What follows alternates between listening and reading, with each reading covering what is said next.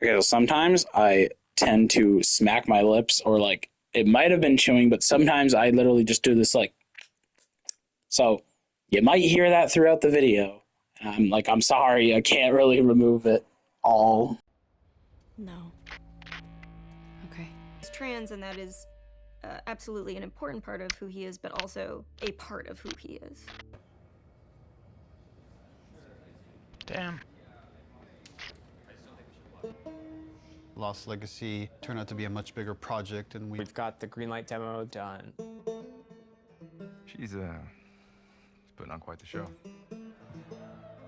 it's very real. We're in full God. production now, so I guess that's the short of it, is we're in full It's all production now. enemies. Wow, what a great way to open Paris Games Week. Let's have the first in-depth look at a much...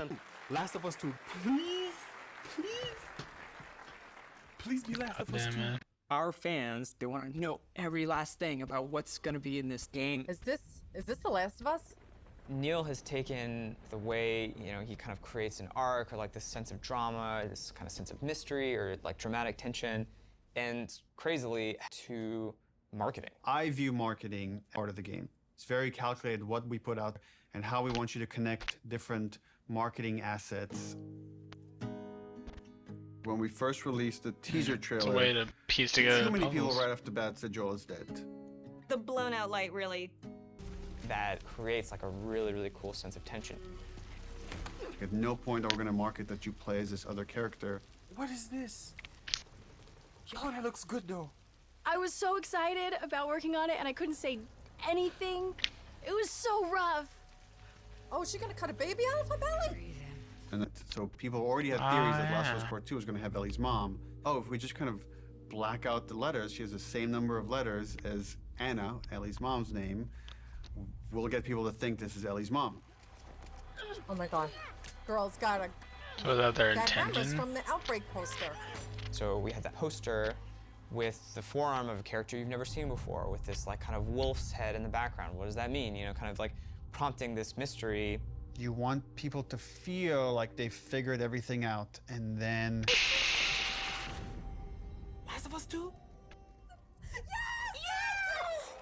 Yes, bitch! Yes! I fucking knew it! everything that we put out there is station, and then hopefully, if we do our job right, should subvert those expectations in there. We knew we were pushing boundaries with that cinematic. We are making a violent game. We're not going to shy away from how violent it is. It is part of what we're trying to say. And I thought it was a great discussion initially about what is the appropriate level of violence. When is something so violent that it just turns you off, where you just don't want to experience it at all? It has to be fail states in video games, which means a character has to be capable of being hurt. So does that mean that there can be no female protagonists in video games? Because that feels super sexist to me. And frankly, like, women are the victims of violence, and don't we want to see women fucking fight back once in a while?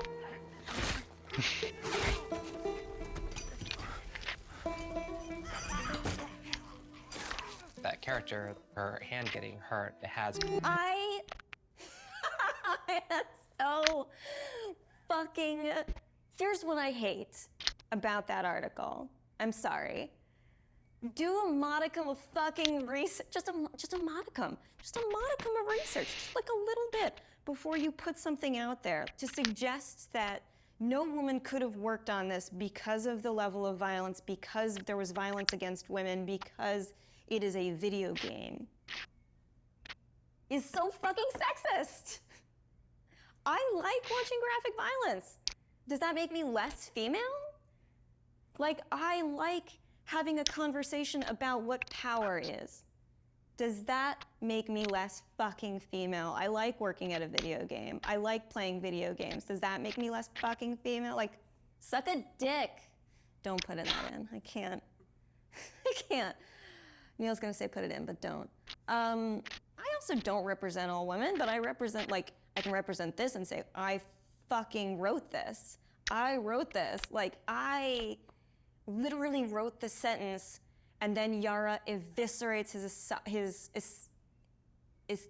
eviscerates his esophagus from his throat. I wrote that sentence. That is in the script, and I fucking stand by it. I'm afraid of being turned into a token rather than the truth, which is like, we're being thoughtful about the female narrative. These characters are more than just their vaginas.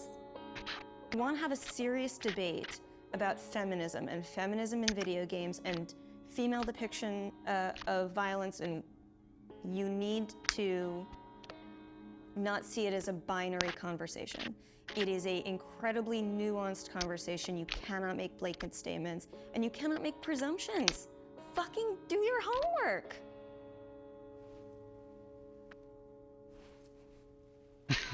I'm right here. I'm tweeting.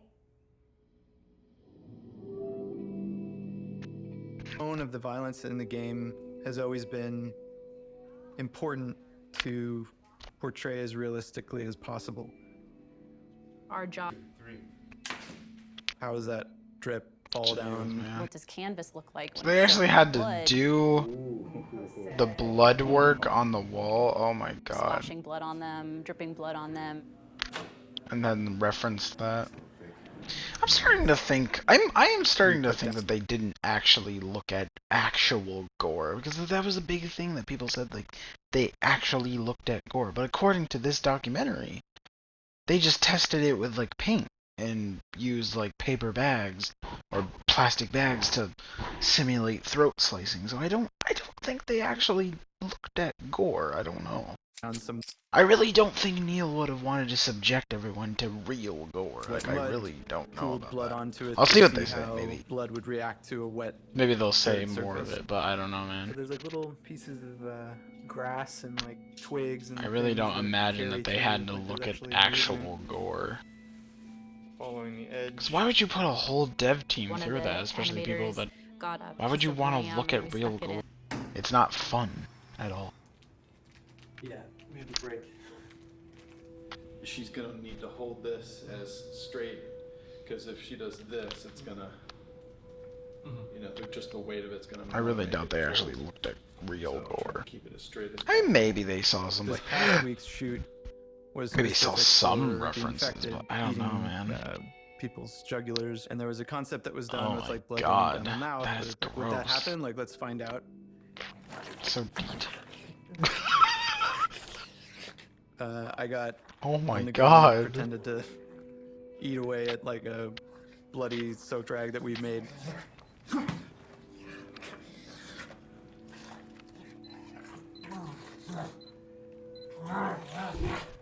It produced some pretty surprising results because like most of my face got covered in blood. Look up a little, John, but yeah. Teeth. People here will go to that length of trying to make sure that things feel as real as possible. Yeah, we do a lot of crazy stuff here. Nobody gets hurt, but it's really hard. I to even see say these nobody gets characters hurt, that so you that, spend so I don't much think they. time with I and also like for lack of- about how they actually beat people with like props, and I'm like, I don't know, man. It's hard to imagine they actually would start beating the fuck out of someone on set. I really don't think you could get away with Better that. Enduring. word, kind of like, you know, birthing. I really don't believe the whole thing of them like restricting people from going home to their families. Every studio is allowed to. You're all supposed to be allowed to go home and go on breaks and go home to your family. I don't think Naughty Dog, even Naughty Dog, I don't think would restrict that. Into I really don't think they're gonna do that. That's fucking up. tortured That and would have. abused. That would literally be like a jail. It would like. I don't understand that. Like, you can't go home. You're working on a video game. It's like, but you gotta take breaks. You talk about sad part. Or should never had in a single shot. Y'all act like you hurt us or something. It's because they have.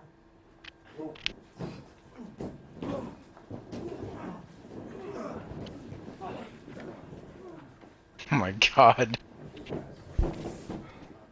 It's so like tame, man. Oh my gosh. Joe doesn't die. The last time I tried to do a big emotional scene, Don't do this, please don't do this, don't do this, don't do this, don't do this, please, God, no. Oh, God, no. that didn't go too well, and we had to reshoot it. Don't do this to me, baby. Don't do this to me, baby. Come on.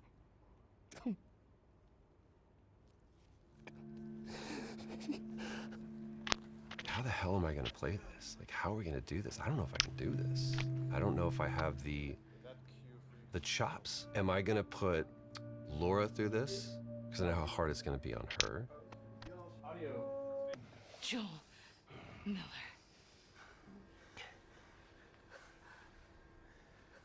Who are you? Guess.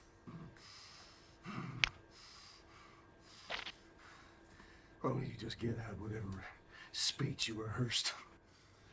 Get this over with.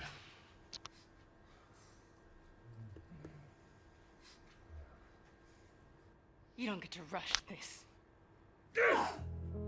See, they don't actually hit people. They're showing it behind the scenes. They don't actually hit them in the fucking head.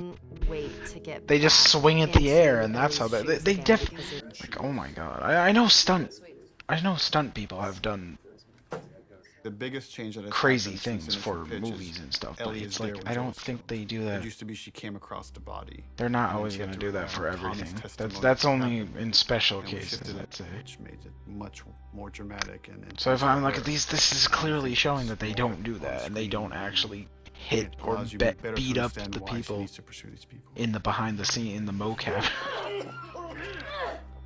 I guess they do touch each Hardest other at part times for to me like get across the scene, but was it's like looking over at Ashley. No! No!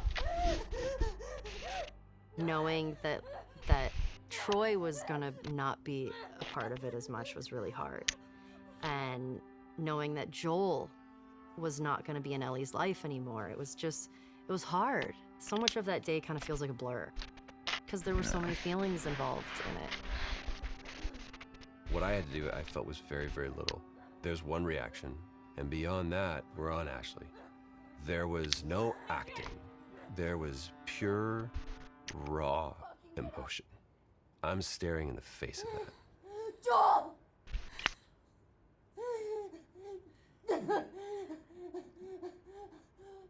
Why are you doing this? Get the fuck off me! I'd lost a little bit of my voice. I couldn't scream like as loud as I wanted to, to get that frustration and that sadness out.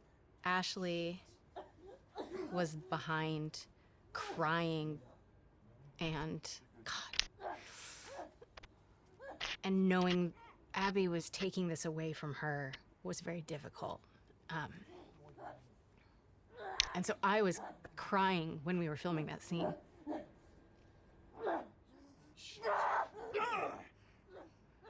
Yes, it was very emotional. You want what I want, right? End it. Now. Wait, please stop! No! No! Joel! Joel! No!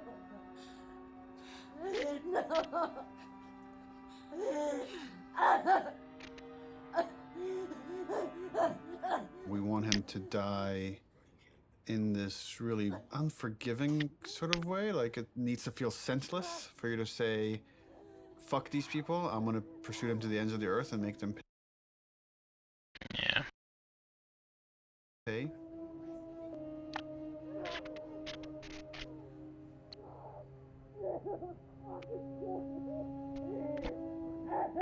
If the scene doesn't work with what we captured on the stage, almost nothing we do in post is gonna make it work.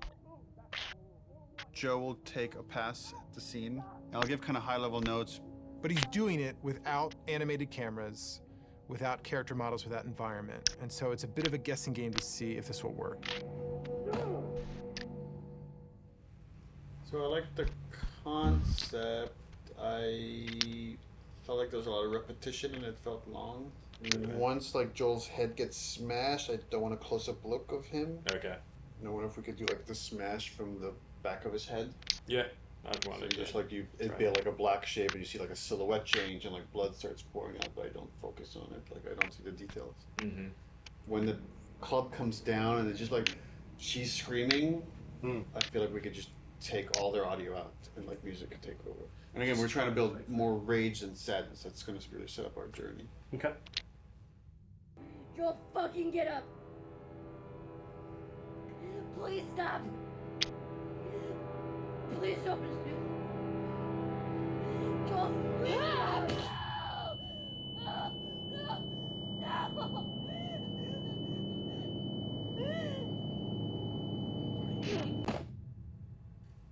Overall, it's fucking awesome. Like I got emotional just the part where before he gets killed. It feels so fucking tense. There certainly is still a ton to do. We still have like 45 scenes that haven't even been looked at yet. It's terrifying given our deadline. Because like, no, you're gonna work on the E3 demo. It's always been a dream of mine, working on an E3 demo, seeing it on stage. Is this a joke? Like, am I getting pranked right now? So speaking of way back when, like you guys said you were going to block that content and then not touch it. How's that gone? Well, and then we ship just the glossiest, best-looking demo you've ever seen. We burn that to a disc at the beginning of January, and then we don't touch it again, and nobody sees it until E3. Well, I think we knew at the time we weren't going to not touch it. It's going to be really interesting to see if we can really commit to being done and not be tempted to say like, it could be a little better, let's go back. Because the game's been making progress for the 10 months or something since we locked that demo down. A lot of advances have been made, a lot of new ideas, new mechanics, and we really just need to have the discipline not to do that. Honestly, it feels like we are addicted to being late. Okay, we're starting. I don't know exactly what we're gonna do today, other than come up with a really long list. We're trying to limit it to an hour, so we'll be done at 4 no matter where we're at. Looking at the cinematics first. Because we did it so early and had a rough version of it a year in advance, we got a bit complacent.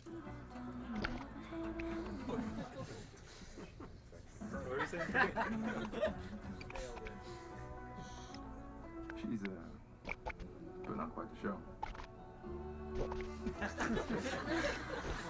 Sure is. Where are we on getting physics on these strands? We are working on it. So for next time? For next time? Yes, absolutely. We didn't scramble to figure out what it is we're going to show. We had the structure of like the festival going into this fight in the woods in Seattle. But it was harder to build the momentum we usually have. And I think that panic just wakes everybody up, and felt like it took us a bit longer to get there this time. So then you go in as if to kill this guy, see somebody over there. Oh, breaks. Use your imagination. Daniel, going a bit slower. Okay. The animation is breaking the melee system. Okay. Like when he starts, yeah. So I'm confident in the demo if we finish it. All right, this is totally broken. For next week, let's make sure it's all there so we could actually review it. Yep. The E3 demo. It was a version of our original Greenlight demo. But I had to make it fully playable and shippable. Viper! The first thing I did was just basically take that. I started playing it. I remember like it wasn't there. That parking structure in the game. I wanted to get the overcast look nailed because so much of the game's dependent on that. How do we pull off this look? Can we pull off this look? Everything felt a little muted, and we were losing kind of that next-gen quality of our engine. Like for a second, we actually turned the sun on in the demo. But we lost the mood of that overcast kind of blue look. That moment was really rough for me. Just felt like years of my life that potentially would have just been like wasted on this pipe dream of a look. On top of the screen, that's why it's called volumetric. You feel the volume of it. It's gonna be a little bit thicker near the ground, right? Because there, you will see grass kind of getting through it. Fog also allows you to see the light. Fog adds atmosphere. Atmosphere brings everything together. Now with this game, we did add recently some new tech that allows us to make some of the water drips more dynamic, meaning that if you have a car, you will see a water, follow the glass, follow the hood, and then from the bumper, you're gonna start seeing dynamic droplets. So that was really cool. And then we can now actually also use this technology to drive blood. Now we can have blood dripping and we have water dripping. The water trail can pick up where is it bloody. And if it's bloody, it can change its own color and start dripping more red. And on top of it, we also clear out the blood. So what you will see is you will see bloody area, you will see water trails going down, and you will see the water trails washing out the blood and picking up the redness and going down. Damn. Really, really cool. In the E3 demo, we do want to show our next-gen animation system.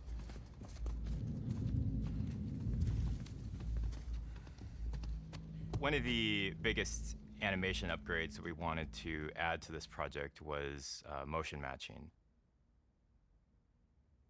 Motion matching. The way that it works is it takes a pool of animation data and it picks the most appropriate clip to blend together and create just very fluid and organic movement.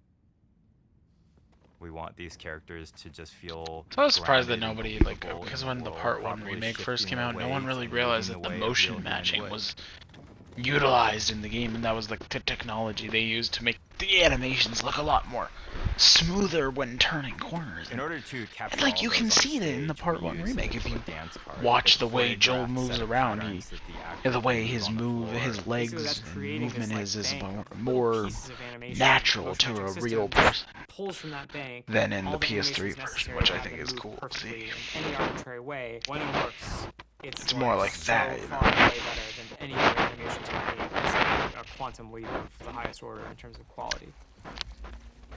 Like Joel's animation in Part 1 is a lot more. Yeah, it's just more natural looking in the remake. It looks Any more one mechanic is not fluid and maybe more anything you haven't realistic. seen before. It's the combination of how it all comes together, the way it works with the animation system. The new stuff we're talking about is like, oh, you can be in grass. She went into the grass. Watch yourself. Like one of the biggest things we do in the demo is we jump over. It's tough to be like, oh crap, you can jump, you know, like it's like, but it's new to our game. You have to have the best prone mechanic of all time. Yeah, no one's ever seen when I aim in prone and she actually like rolls up on her back and aims like this.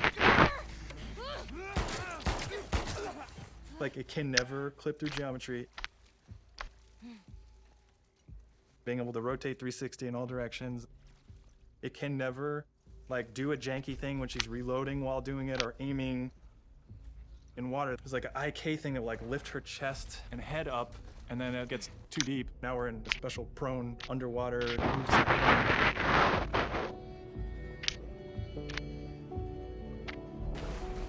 Her chest and arms and everything are kind of matching. Ground plane. Things that a player will never notice. And it's because we like purposely did it. There's no such thing as like, oh, you know, it's not as good as, you know, this other game's one, but like, it's fine. It's got to be like, no, it's fucking Naughty Dog. We have to have the best version of the thing, whatever that is. Oh my god. They just want to make the best of the best. E3 overall was amazing. The press conference was in a very different venue. They usually have them in like these big auditoriums. And this was kind of like, almost like a pop-up.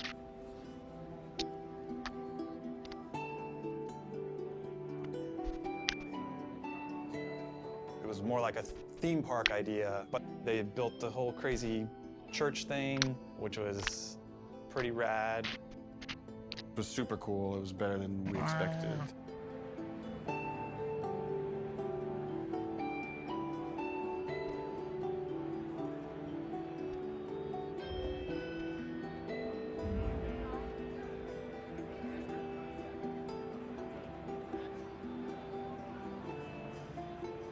And you could feel like the tension of people trying to figure out What is this press conference? What's going on? What game are they going to show here? That's like literally that's so cool looking, man. Looks exactly like On the Naughty Dog logo, in you the get actual this big plane. cheer. On the Ellie reveal, you get this big cheer.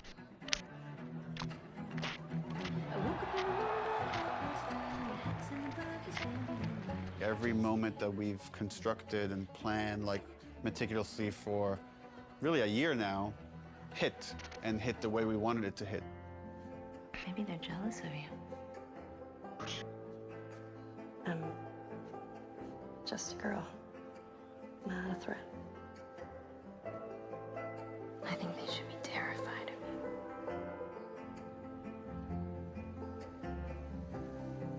of Or because it's like honestly sometimes I feel like it's really bullshit that people blame like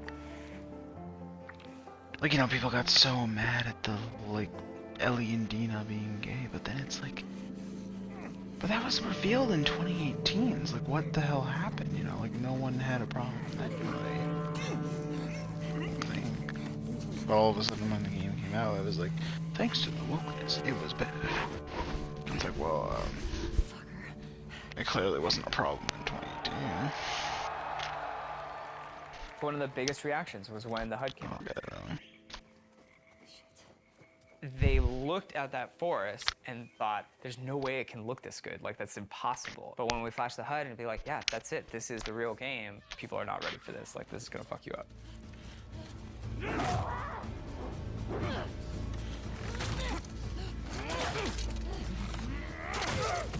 It's not the real game, but you know.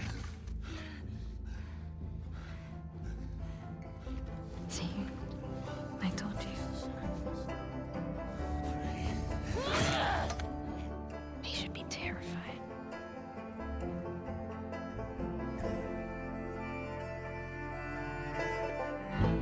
Damn, it looks so good in the trailer. The smile. It was electric.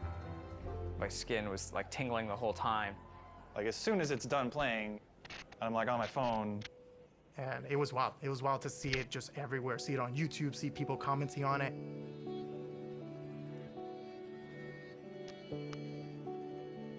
And gay. Last of Us 2 is looking ruthless and gay. But it was a really special moment. Oh god. I shipped something, like as a level designer. There was such a reaction to the animation fidelity. Holy crap, this is the best looking animation I've ever seen. Are you kidding me? We're on the forums, going through the messages, seeing how much people think it's amazing. Someone's like, sort of cynically, that our stuff was fake. I guess it's kind of a compliment to the animation team for like someone to say it's fake when they're working so hard. And right away I responded, I was like, don't respond, don't do anything, like it's just not professional. I was also a little anxious about it because it's a little fake, you know? Yeah. Fake isn't It's definitely a little fake. There's an argument that he's right. It's not the final polished game. You can't just play this demo in any way. You have to play it in this very specific way. But before we even show the demo, it's like, let's not put anything in there we feel like we can't do. There was no thing of like, we don't know how we're gonna do that. It was just, we literally just don't have it systemic yet. You know, like systemically, a guy pulling you out from underneath a car, we didn't have that hooked up yet. Yeah.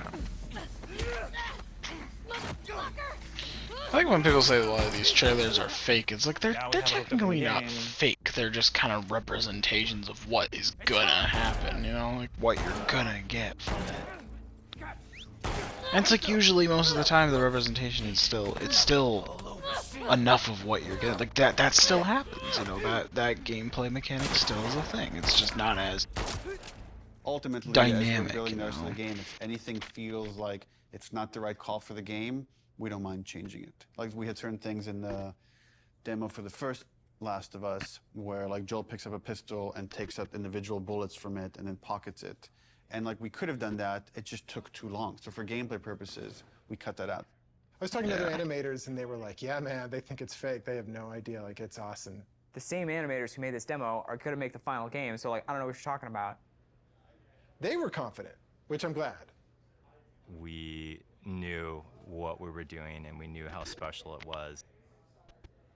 it was a little bit of a microphone drop to the industry. And for many, it was inspirational, and they were excited to... Shit, like, they're fucking calling us out. It's like, we have to deliver this. But still, was the combat was definitely that cinematic. Like, I do feel the combat is really fun in the game, but it's not that cinematic, you know. When you look at how this is. When you pick up But again, bottle I and know you're it's a running, and gameplay not just demo. a partial animation, because that guy fucking called us out.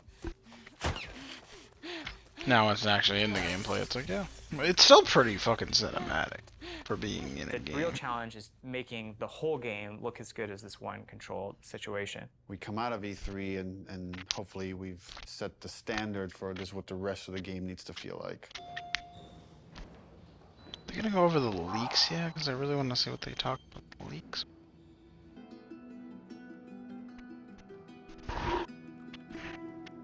So I'm currently watching 10 people that we're working in at the moment focus testing.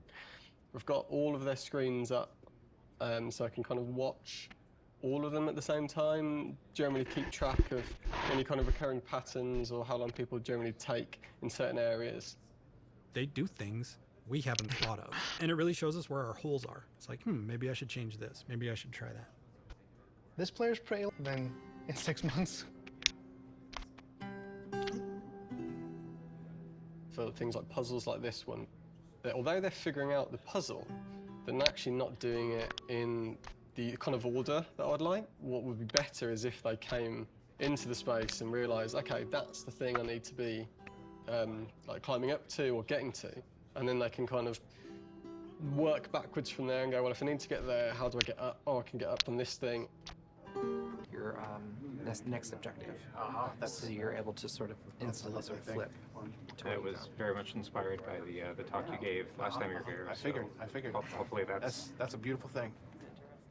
We had this feature that let you navigate along the golden path. And we also had this other feature. You could like put out this sonar pulse and you'd hear where all the items and enemies were located. But Brandon was playing that and was like, this navigation feature is great, but I don't want to just follow the golden path. I want to navigate to other things. It kind of occurred to us like, oh, we can combine these two features. Players with disabilities still want to have challenge. It's not about just making an easy mode. So what happened there was an auto vault. So you pressed into a wall and it automatically vaulted. I feel happy about this. This is an example of actually the good part of the studio culture, which is self-empowered, that I think allowed us to do this crazy thing, this thing that, you know, I couldn't tell you if it makes business sense to some degree, but it was something we were passionate about and interested in. It was a way we saw we could make the game better. It was something we saw we could like push the frontiers of, and we went with it. Studio leadership was supportive of us, but this really was like a bottom-up kind of initiative. Yeah, absolutely. And I think that early success really helped to build momentum for the rest of the project. At a certain point in the project, we start offering dinners to the team. Oh, yeah. Food. It's kind of like an acknowledgement of like, okay, there's a lot of hard work to get it done.